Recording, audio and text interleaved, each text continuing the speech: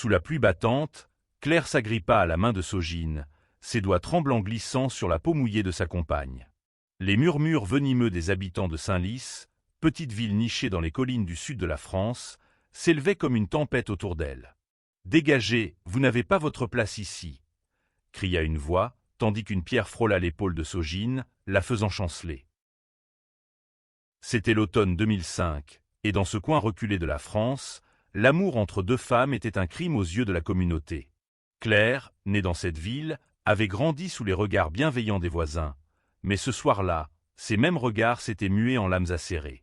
Sogine, une étudiante coréenne venue à Toulouse pour ses études d'art, avait capturé le cœur de Claire dès leur rencontre dans un café bohème, où leur rire avait résonné comme une mélodie interdite. Leur histoire d'amour, tissée de moments volés sous les platanes et de lettres cachées, était devenue un scandale quand un voisin les avait surprises s'embrassant dans une ruelle. Min-ju, leur fille adoptive, n'avait que 15 ans. Née en Corée du Sud et adoptée par Claire et Sogine après un long combat administratif, elle se tenait maintenant à la fenêtre de leur maison, les joues baignées de larmes. Elle serrait son journal contre sa poitrine, où elle avait écrit des rêves d'une vie où ses mères pourraient s'aimer librement. La foule dehors grossissait, leurs cris devenant un vacarme insupportable. « Vous détruisez nos valeurs !» hurla un homme, brandissant une pancarte. Claire sentit son cœur se serrer. Elle voulait protéger Sogine et Min-ju, mais comment lutter contre une ville entière? « On doit partir, » murmura Sogine, sa voix tremblante mais ferme. « Pour Min-ju. Pour nous. » Claire hocha la tête, incapable de parler. Elle jeta un dernier regard à la maison où elles avaient construit leur foyer, où Min-ju avait appris à lire, où elles avaient dansé sous les étoiles. Elle n'avait plus le choix. Le départ fut un déchirement. Sous les huées, elles entassèrent quelques affaires dans une vieille voiture et quittèrent Senlis, laissant derrière elles une vie brisée. Dans la voiture, Min-ju restait silencieuse, son journal ouvert sur ses genoux. Elle écrivait « Un jour, je reviendrai. Et je changerai tout. » Les années qui suivirent furent un exil amer. À Séoul, où Sogine ramena sa famille, la société coréenne, encore plus rigide sur les questions d'identité, leur imposa de nouvelles épreuves. Claire, étrangère dans ce pays, luttait pour s'adapter, apprenant le coréen avec acharnement tout en travaillant comme professeur de français. Sogine, elle, peignait sans relâche, ses toiles devenant des cris muets contre l'injustice. Leur nuit était hantée par les souvenirs de Senlis, mais aussi par la peur que Min-ju, désormais adolescente, ne souffre de leur marginalisation. Min-ju, elle, grandissait avec une flamme dans le cœur. À l'école, elle était brillante, mais discrète. Elle cachait l'histoire de ses mères, non par honte, mais pour se protéger des jugements. Pourtant, chaque insulte murmurée dans les couloirs, chaque regard en coin, attisait en elle une détermination farouche. Elle étudiait avec une ferveur presque obsessionnelle, dévorant des livres sur la politique, l'histoire et les droits humains. Elle rêvait de justice, non seulement pour ses mères, mais pour tous ceux qui, comme elle, étaient rejetés pour ce qu'ils étaient. Un soir, alors que Min-ju avait 17 ans, elle trouva Claire en larmes dans leur petit appartement de Séoul. Une lettre de France venait d'arriver. La mère de Claire, restée à Senlis, était gravement malade. « Elle veut me voir, » murmura Claire, mais elle refuse que Sogine vienne. Elle dit qu'elle a honte de moi. Sogine, entendant cela, serra Claire dans ses bras, mais Min-ju vit dans les yeux de sa mère coréenne une douleur qu'elle n'avait jamais vue auparavant. Ce soir-là, Min-ju prit une décision. Elle retournerait en France. Pas pour se venger, mais pour prouver que l'amour de ses mères n'était pas une honte, mais une force. À 19 ans, Min-ju s'inscrivit à Sciences Po à Paris, obtenant une bourse grâce à ses résultats exceptionnels. Elle quitta Séoul avec une promesse à ses mères, « Je ferai en sorte que le monde vous accepte. » À Paris, elle découvrit une société plus ouverte, mais toujours marquée par des préjugés. Elle s'engagea dans des associations pour les droits LGBT, organisant des manifestations et écrivant des articles percutants. Chaque mot qu'elle couchait sur le papier était un hommage à Claire et Sogine, à leur courage, à leur amour. Dans ces moments de solitude, Min-ju repensait à Senlis. La ville qui avait chassé ses mères n'était plus qu'un souvenir douloureux, mais elle savait qu'un jour, elle y retournerait. Pas comme une victime, mais comme une femme prête à changer le cours de l'histoire. Paris devint pour Minju un terrain d'apprentissage et de combat. À Sciences Po, elle se distingua rapidement par son éloquence et sa passion. Ses camarades la décrivaient comme une force tranquille, une jeune femme dont le regard perçant semblait porter le poids d'une histoire qu'elle ne partageait qu'avec parcimonie. Elle parlait rarement de son passé, mais lorsqu'elle le faisait, c'était avec une intensité qui captivait son auditoire. Ses professeurs voyaient en elle une future leader, mais Minju savait que son chemin ne serait pas celui des honneurs faciles. Chaque été, elle rentrait à Séoul pour retrouver Claire et Sojin. Ces retrouvailles étaient des moments de lumière dans une vie marquée par l'exil. Claire, désormais quadragénaire, enseignait toujours le français, mais son sourire portait les stigmates de leur passé. Sojin, elle, exposait ses toiles dans des galeries locales, ses peintures abstraites racontant des histoires de lutte et d'espoir. Minju les observait, émerveillée par leur résilience. « Vous êtes mes héroïnes », leur disait-elle souvent, et elle riait, gênée, avant de l'enlacer. Mais à Paris, Minju découvrit aussi la solitude. Être une femme coréenne-française dans un monde encore marqué par les stéréotypes n'était pas simple. Elle se heurtait parfois à des remarques sur son accent, sur son apparence ou sur ses origines. Ces micro-agressions, bien que moins violentes que ce qu'avaient vécu ses mères, ravivaient en elle le feu de Senlis. Elle canalisait cette colère dans ses études et ses engagements, devenant une voix incontournable dans les cercles militants parisiens. Un jour, alors qu'elle participait à une manifestation pour l'égalité des droits, elle rencontra Élise, une avocate française d'une trentaine d'années, aux cheveux roux flamboyants et au sourire désarmant. Élise travaillait pour une ONG défendant les droits des minorités, et son énergie combative fascina Minju. Leur première conversation, autour d'un café dans un bistrot bondé, dura des heures. Élise parlait avec passion des combats juridiques pour faire avancer la cause LGBT en France, tandis que Minju partageait, pour la première fois, l'histoire de ses mères. « Elles ont tout sacrifié pour moi », confia Minju, les yeux brillants. « Mais je veux leur rendre justice. Pas seulement pour elles, mais pour toutes celles qui vivent dans l'ombre. » Élise posa une main sur la sienne, un geste simple mais chargé de compréhension. Ce contact marqua le début d'une amitié profonde, qui se transforma lentement en quelque chose de plus. Minju, qui n'avait jamais envisagé l'amour pour elle-même, sentit son cœur s'ouvrir. Mais elle était prudente, hantée par les épreuves de ses mères. « Et si le monde nous rejette, nous aussi ?» se demandait-elle. Pendant ce temps, à Senlis, la ville semblait figée dans le temps. Les mentalités évoluaient lentement, mais les cicatrices du passé restaient vives. Certains habitants, ceux qui avaient participé à l'expulsion de Claire et Sojin, vivaient encore là, ignorant que leur acte avait planté une graine de changement. D'autres, plus jeunes, commençaient à questionner les vieilles traditions. Une nouvelle génération émergeait, influencée par les débats nationaux sur l'égalité. Minju, désormais âgée de 22 ans, acheva ses études avec brio. Elle décrocha un poste dans une organisation internationale à Paris, travaillant sur les politiques d'inclusion. Mais son cœur restait ancré à Senlis. Elle apprit que la ville allait bientôt élire un nouveau maire, le précédent ayant annoncé sa retraite. Une idée germa dans son esprit, audacieuse, presque insensée, retourner à Senlis et se présenter aux élections municipales.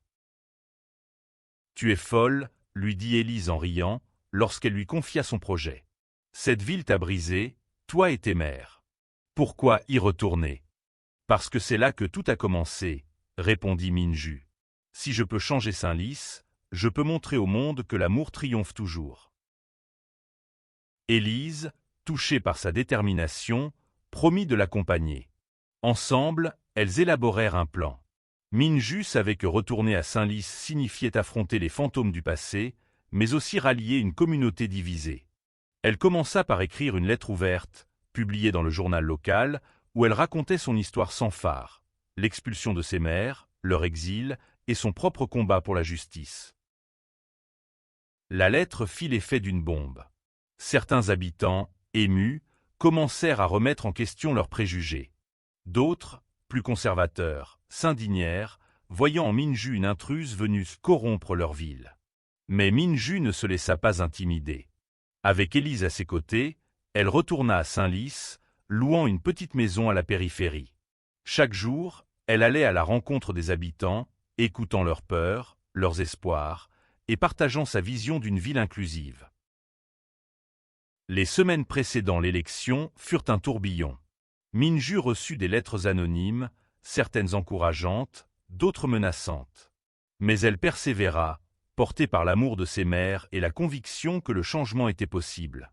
Sojin et Claire, informés de son projet, décidèrent de la rejoindre à Senlis pour la soutenir. Leur retour, après 20 ans d'absence, fut un moment chargé d'émotions. Le retour de Claire et Sojin à Senlis fut comme un coup de tonnerre. Lorsqu'elles descendirent du train, main dans la main, les regards des passants oscillèrent entre curiosité et méfiance. Minju les attendait sur le quai, son cœur battant à tout rompre. En les voyant, elle courut vers elles, les serrant dans ses bras sous les yeux ébahis des habitants. Pour la première fois depuis des années, Claire sentit un mélange de peur et de fierté. Sojin, elle, murmura « Nous sommes chez nous, enfin ». Leur présence à Senlis galvanisa la campagne de Minju, mais elle attisa aussi les tensions.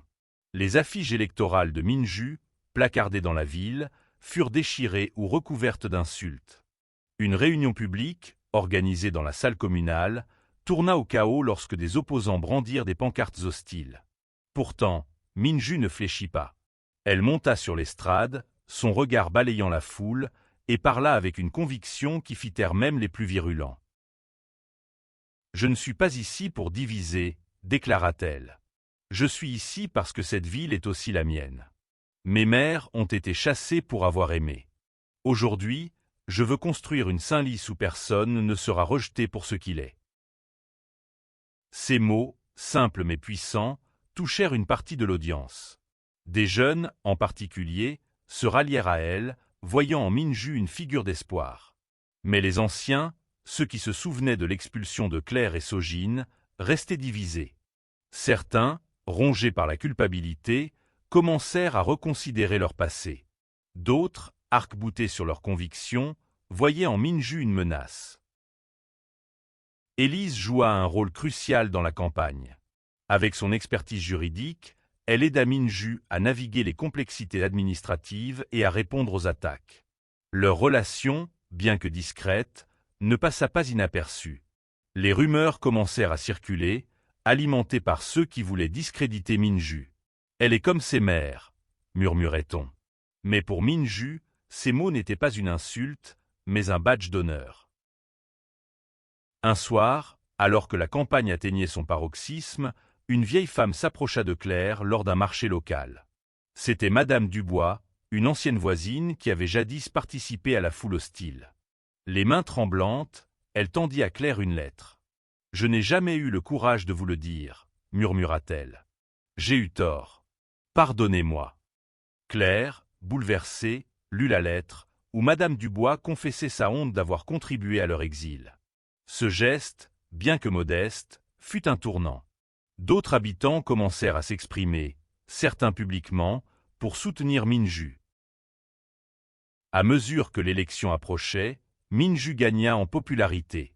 Ses discours, empreints de sincérité et de vision, touchaient les cœurs.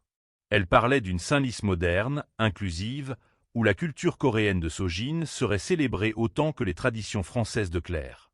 Elle proposa des projets concrets, un centre communautaire pour les jeunes, des ateliers artistiques inspirés des peintures de Sojin et des initiatives pour soutenir les familles marginalisées. Mais la veille de l'élection, un scandale éclata. Une vidéo, tournée à l'insu de Minju, la montrait en train d'embrasser Élise dans un parc. Publiée anonymement sur les réseaux sociaux, elle déclencha une tempête. Les opposants s'en emparèrent, accusant Minju d'imposer des valeurs étrangères à Senlis. Minju, confrontée à cette épreuve, sentit le doute l'envahir.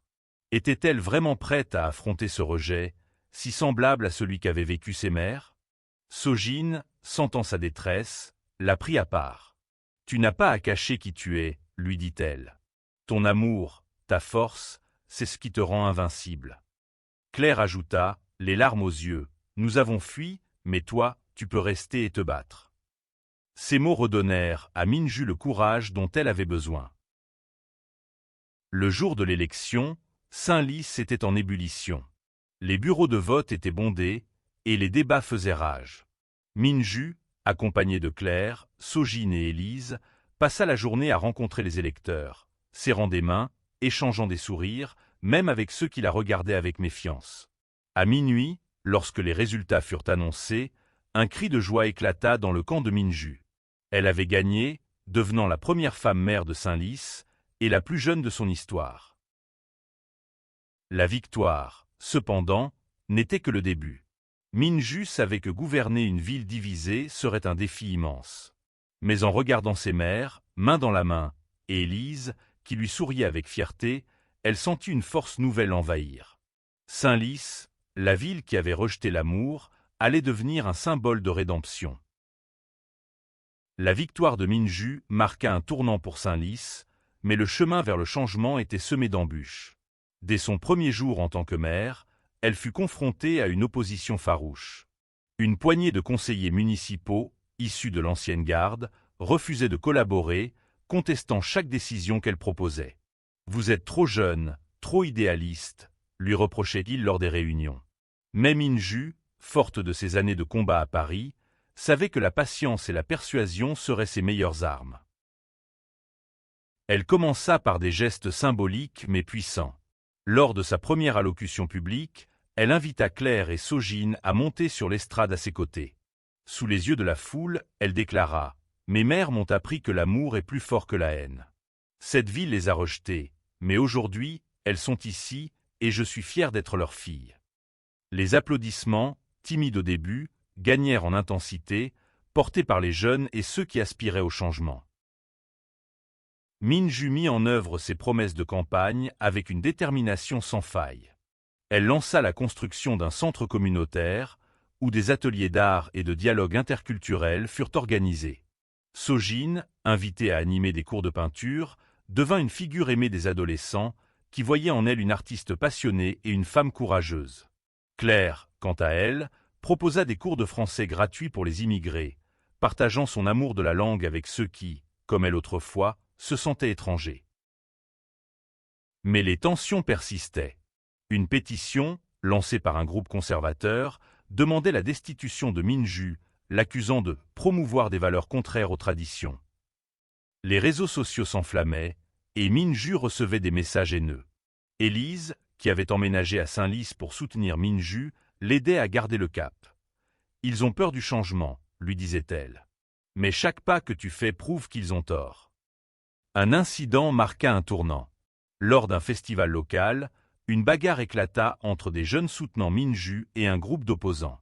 Une adolescente, inspirée par les discours de Minju, avait osé afficher un drapeau arc-en-ciel, provoquant la colère d'un homme âgé.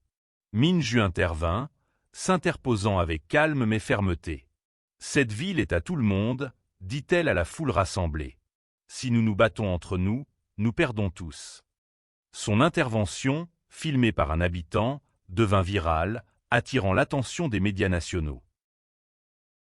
Bientôt, Senlis fut sous les projecteurs. Des journalistes vinrent interviewer Minju, fascinés par son histoire. Une jeune femme coréenne-française, fille de 2 femmes chassées pour leur amour, devenue maire d'une petite ville conservatrice. Les articles, bien que parfois sensationnalistes, contribuèrent à faire évoluer les mentalités. Des habitants, jusque-là silencieux, commencèrent à s'exprimer en faveur de Minju, partageant leurs propres histoires de marginalisation.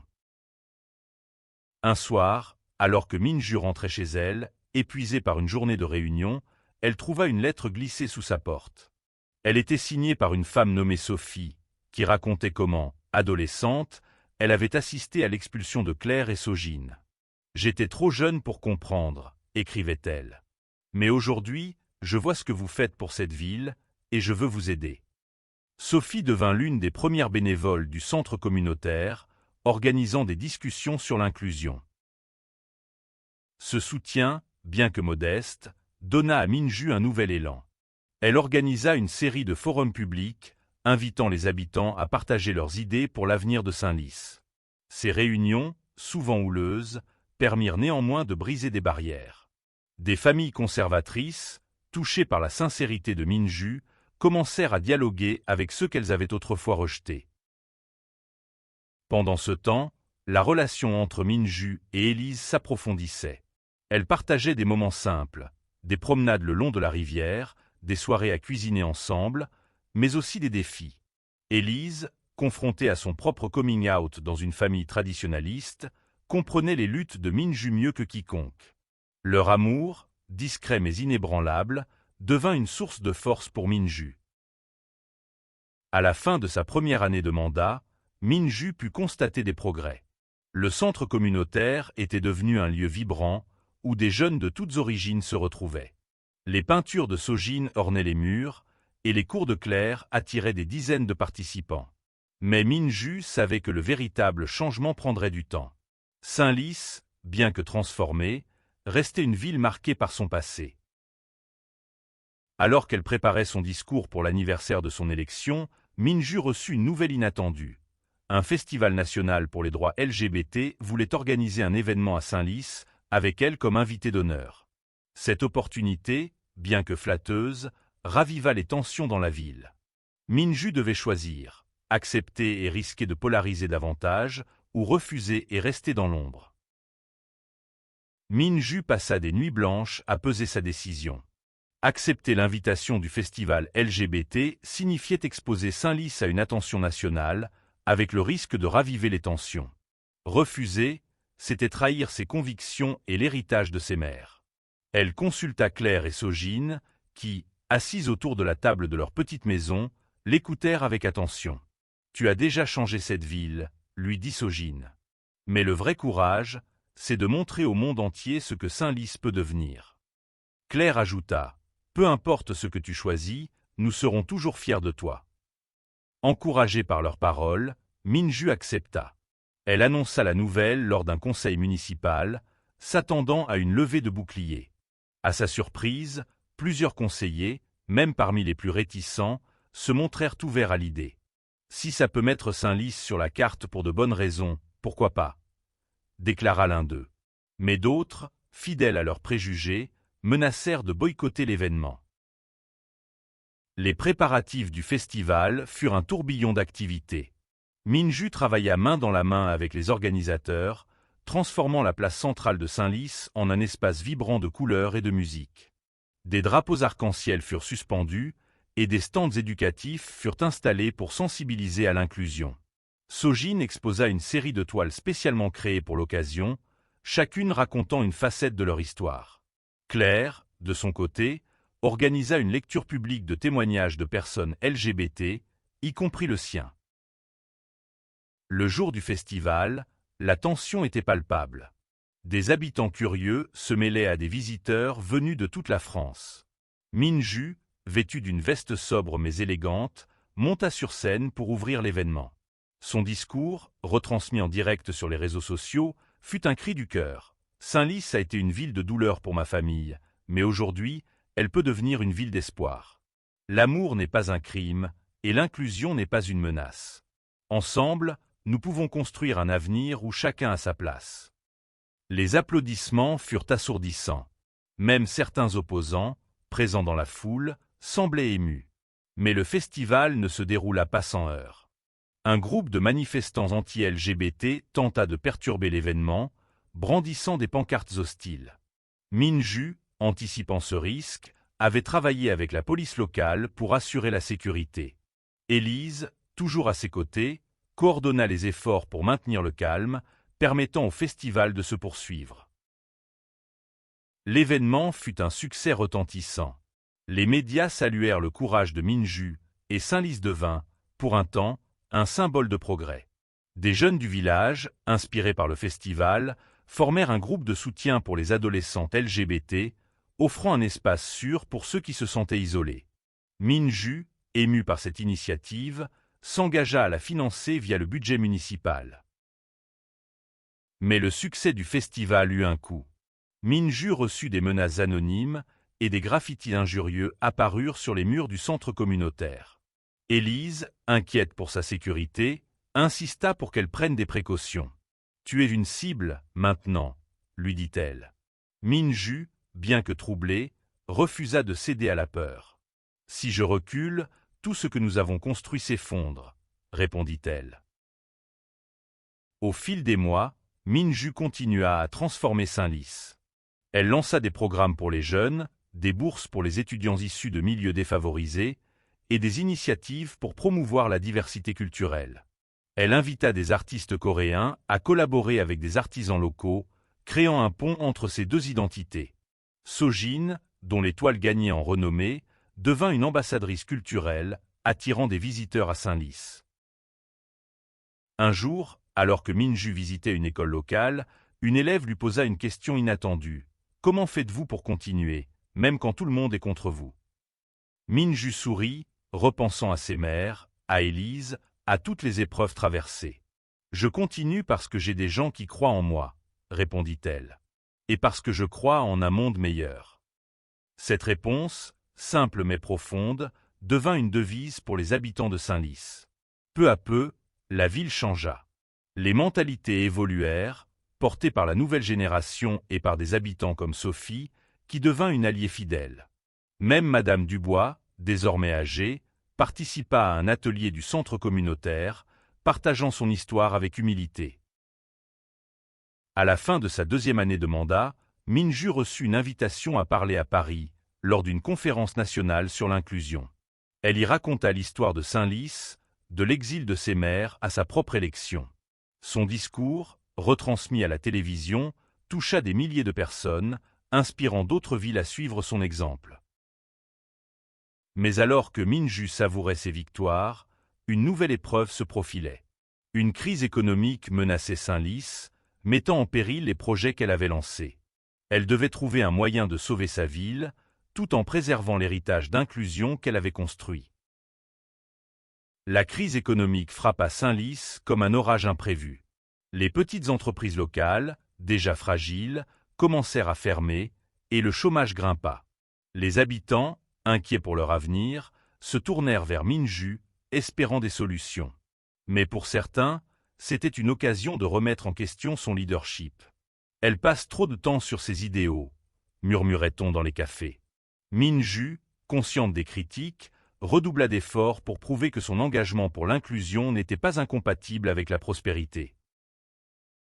Elle réunit une équipe de conseillers, incluant des économistes locaux et des entrepreneurs, pour élaborer un plan de relance. Leur idée centrale était de capitaliser sur la nouvelle réputation de Senlis comme ville progressiste.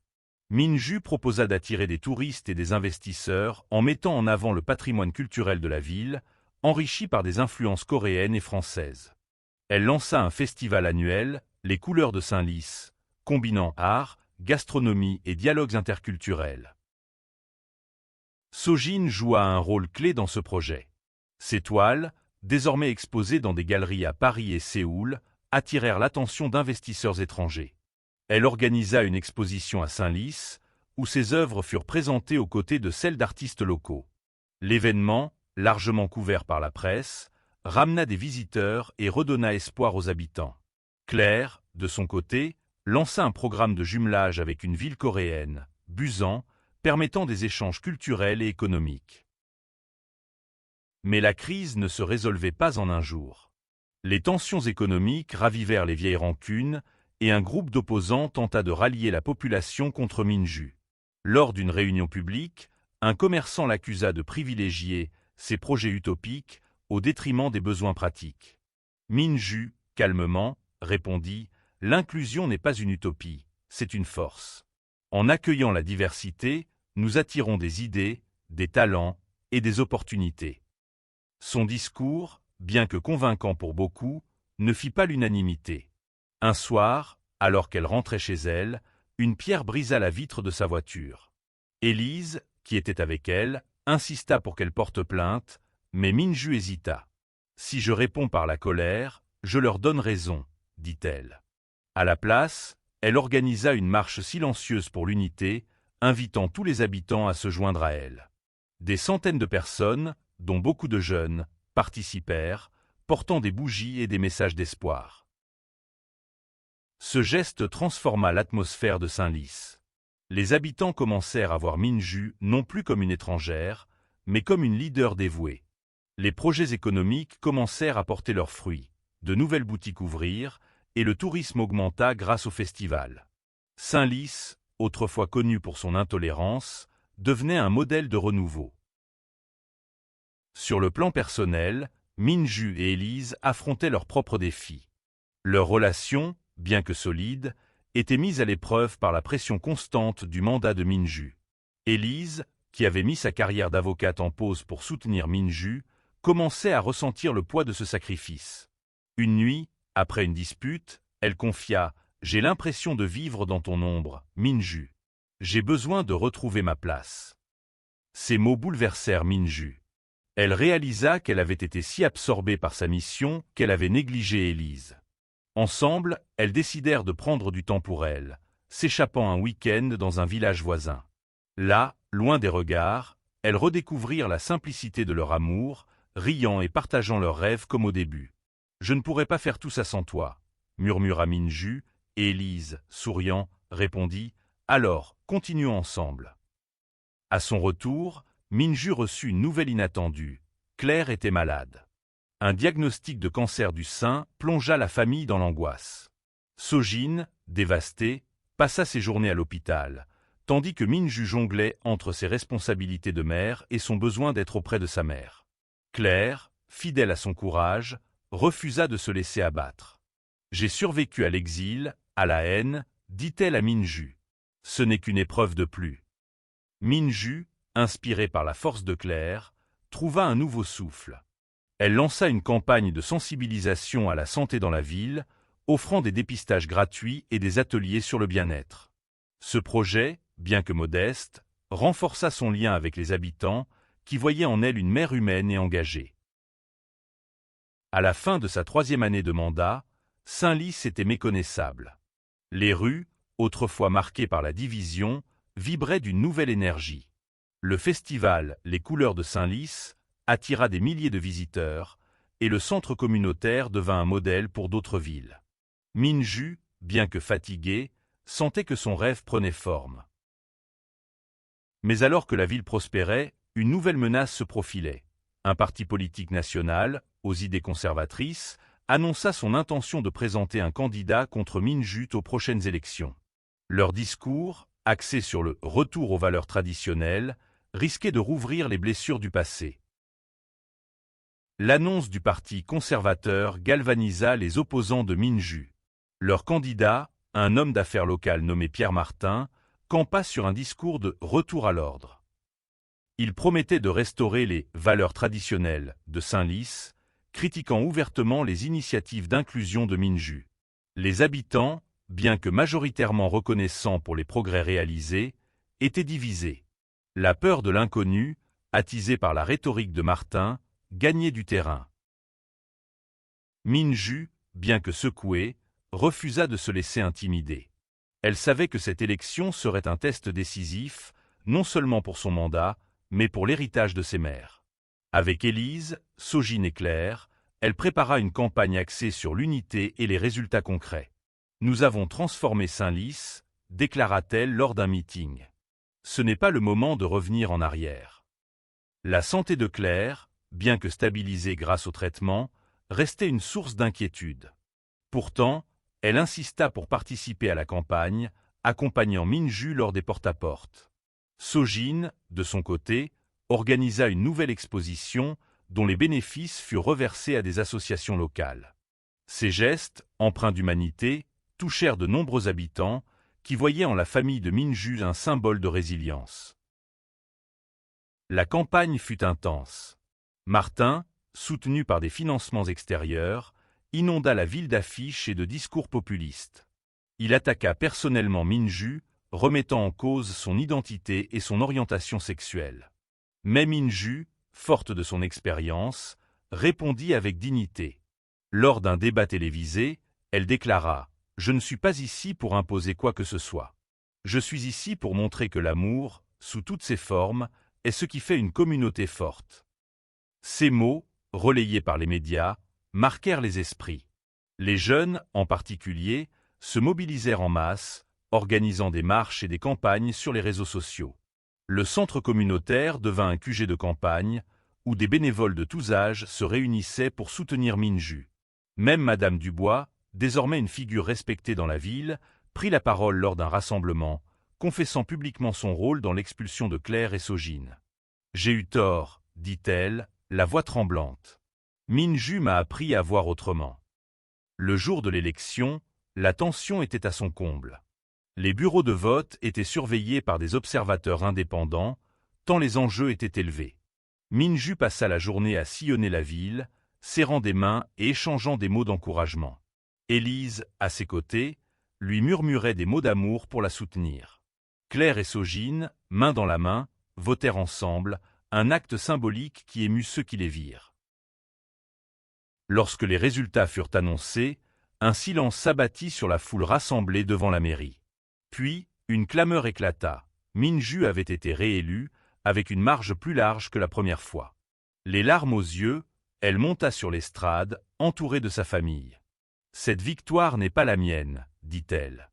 Elle appartient à tous ceux qui croient en un Saint-Lys meilleur. » Les années qui suivirent consolidèrent l'héritage de Minju.